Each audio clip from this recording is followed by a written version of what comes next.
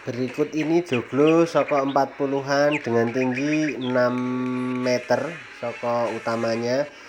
Kemudian ya ini besar sekali ya, bisa kita lihat ada ukiran tempelnya, tapi rapi nempelnya.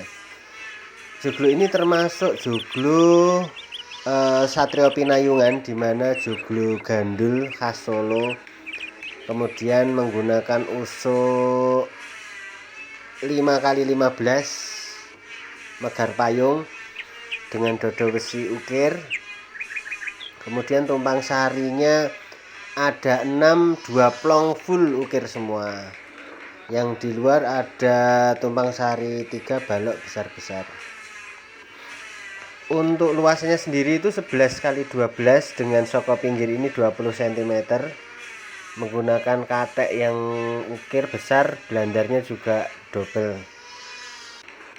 Nah ini di tritisannya ini juga 1,5 meter sendiri. Blandarnya double ini sebenarnya juga bisa nanti ditambah dengan ornamen ukir atau isian. Demikian joglo soko 40-an ini siap dipinang, siap dipindah, top pokoknya.